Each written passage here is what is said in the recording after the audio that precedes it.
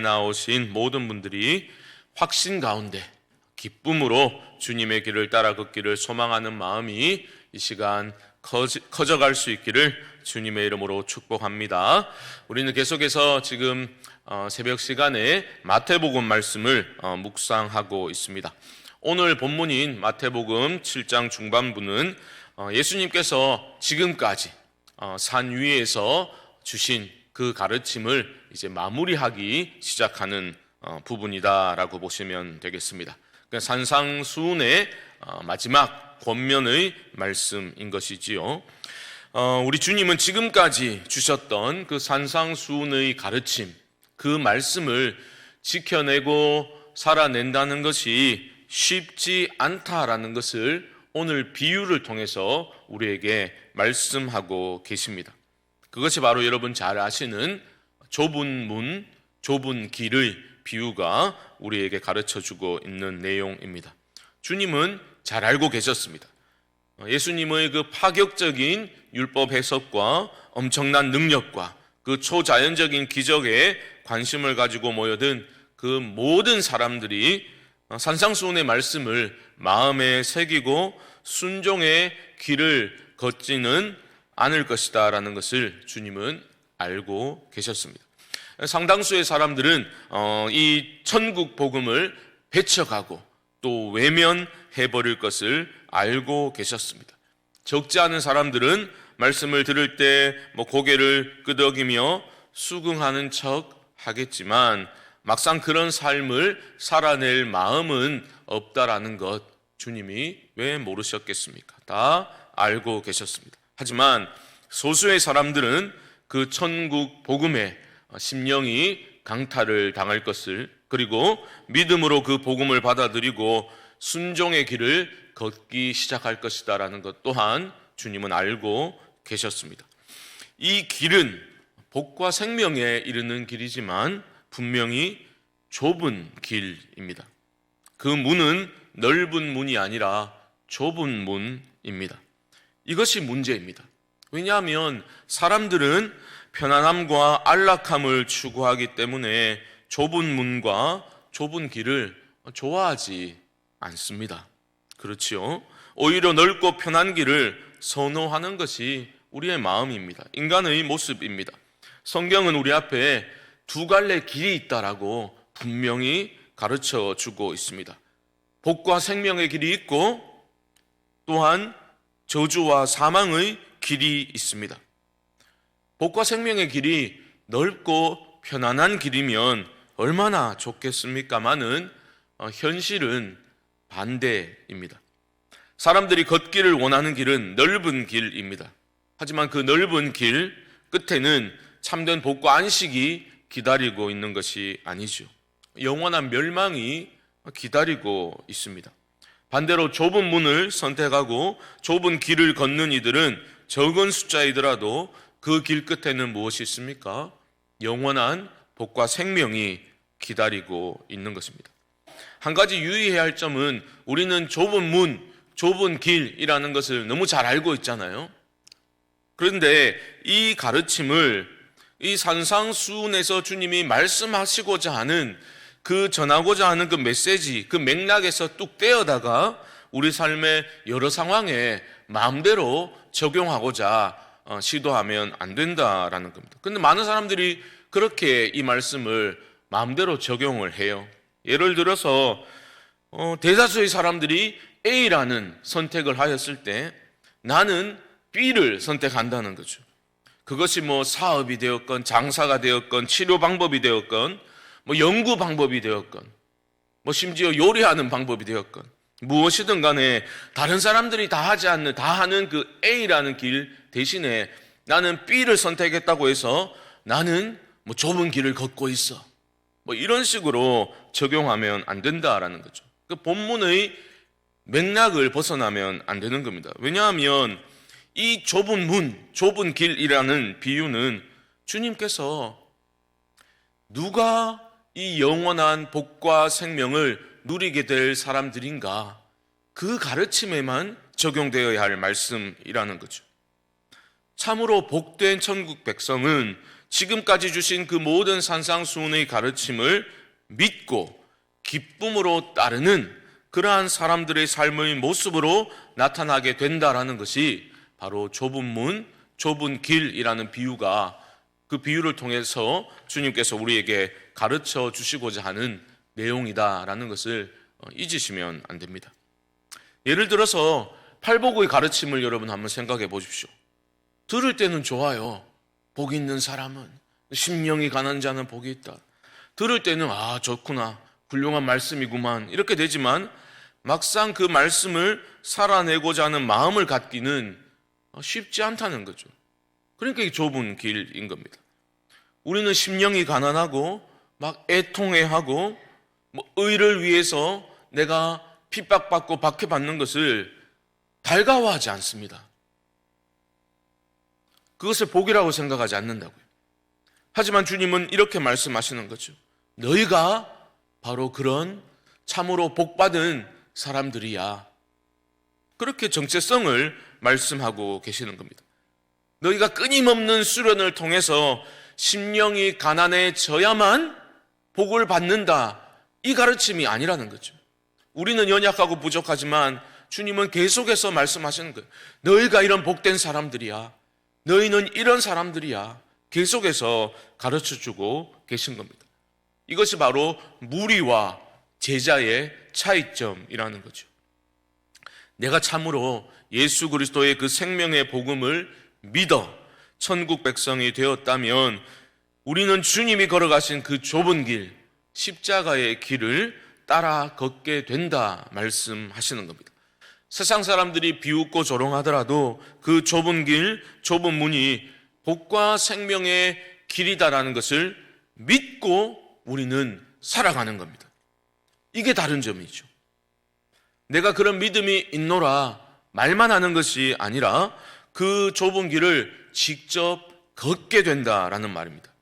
나의 삶을 통해서 내가 표명하는 그 믿음이 참된 것이다라는 것을 알 수 있게 되는 겁니다. 이 말씀이 바로 이어지는 주님의 가르침, 열매로 그들을 알지라 라는 말씀이 뜻하는 바입니다.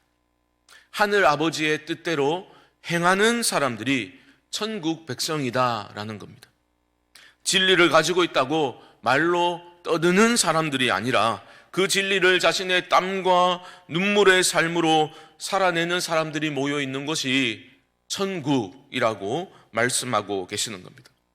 바로 이 지점에서 우리는 마음이 어려워지고 혼란이 일어나게 됩니다. 왜요? 나는 똑바로 못 살았는데 나는 어떡하나, 이런 마음이 자동적으로 올라오는 거죠. 하지만 주님의 이 말씀은 내 구원의 확신을 흔드는 말씀이 아닙니다. 그런 의도가 아니라는 거죠. 천국 백성들은 어떻게 세상 사람들과 달라야 하는가를 말씀하고 계시는 겁니다. 다시 말씀드리지만 천국 백성, 그들의 정체성을 주님은 다루고 계신 겁니다. 예수 그리스도의 복음을 믿어 진정으로 은혜를 경험하게 되면 우리는 좁은 길을, 이 십자가의 길을 기쁨으로 걷고 싶어 한다라는 거죠. 때론 힘들어서 넓은 길을 곁눈질할 수는 있어요. 곁눈질할 수는 있겠지만 결국은 우리가 가지고 있는 우리가 가지고 있는 믿음이 구원 얻는 참 믿음이 있다면 우리는 좁은 길을 걷게 된다라는 거죠. 믿음으로 걷게 된다라는 말입니다. 이것을 주님은 뭐라 하십니까? 우리가 읽진 않았지만 좋은 나무가 나쁜 열매를 맺을 수 없고 못된 나무가 아름다운 열매를 맺을 수 없다라고 말씀하시는 그 말씀의 의미인 겁니다.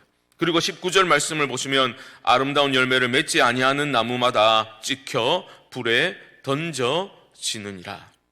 넓은 길과 넓은 문을 선택한 이들이 맞이하게 될 최종적인 운명을 가르쳐주고 계신 겁니다. 저를 포함해서 많은 신자들이 씨름하고 있는 현실적인 문제는 이런 것이 아닐까 그렇게 생각하게 됩니다. 천국 백성이라는 확신이 있어요. 구원의 확신이 있다고요. 천국 백성이기 때문에 아버지의 뜻대로 살고 싶다는 마음은 우리에게 있다고요. 좁은 문을 선택하고 좁은 길을 걷고 싶은 그러한 삶을 살고 싶은 마음은 있는데, 실제 우리의 삶은 자꾸만 넓고 편안한 길을 선택하려고 든다라는 거죠. 이게 우리의 문제입니다. 성경은 이러한 우리의 삶의 갈등, 그 모습을 육체의 소욕과 성령의 소욕의 싸움이라고 표현하기도 하였죠. 어떻게 하면 좋겠습니까? 주님은 바로 앞에 본문에서 어떤 가르침을 주셨습니까? 구하라, 찾으라, 두드리라 말씀하셨죠. 우리를 사랑하시는 하늘 아버지는 당신의 자녀들이 그렇게 간구할 때 좋은 것을 주신다, 그렇게 말씀하셨습니다.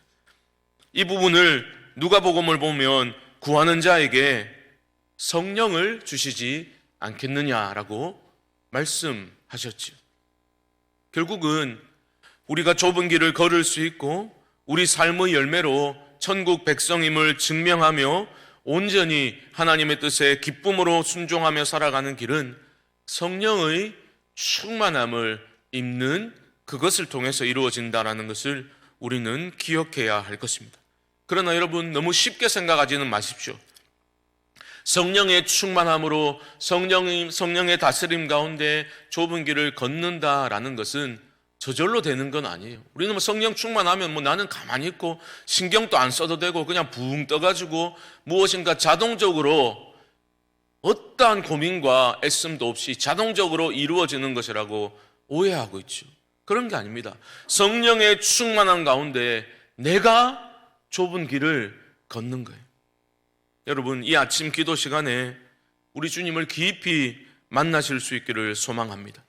우리의 믿음의 눈이 열려져서 이 좁은 길, 이 좁은 문이 얼마나 복되고 영광스러운 길인지를 다시 깨달아서 감사함으로 주님과 이 길을 함께 걷는 우리 모두가 될 수 있기를 주님의 이름으로 간절히 축원드립니다.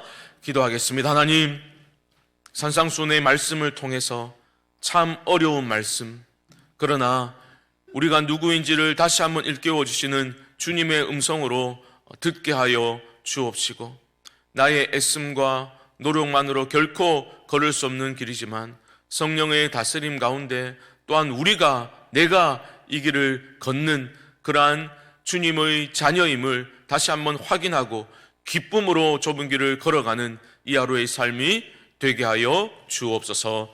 지금은 우리 주 예수 그리스도의 크신 은혜와 하나님 아버지의 무한하신 사랑하심과 성령님의 교통하심이 새벽기도 11조 첫째 날 기도의 자리에 나와 주님의 은혜를 간구하는 모든 분들의 심령 가운데 지금부터 영원토록 함께 있을지어다. 아멘.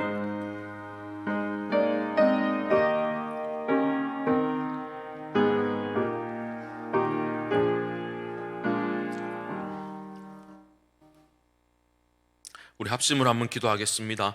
오늘 하루도 성령의 다스림 가운데 주님이 걸어가신 길, 좁은 길을 믿음으로, 기쁨으로, 또한 감사함으로 걷게 하여 주옵소서. 목요일은 교회와 가정을 위해서 기도하는 날입니다. 하나님, 우리 교회 위에 은혜를 부어주셔서 건강한 성경적 교회로 세워져 나갈 수 있도록 도와주시고, 우리 각 가정에 주님의 은총으로 가득 채워주옵시고, 또한 어려움 중에 있는 우리 가정들을 주께서 붙드시사 하나님의 긍휼과 은혜를 더딥혀 주옵소서. 우리 교회가 영혼 구원하여 제자 삼는 교회, 그러한 교회의 본질적인 사명을 잘 감당하는 하나님의 일하심을 크게 경험하는 올 한 해가 되어지도록 하나님 도와 주옵소서. 이 외에도 개인적인 기도의 제목들을 가지고 우리 주님의 이름을 한번 부르고 기도하겠습니다. 주여, 하나님 아버지, 은혜를 감사합니다.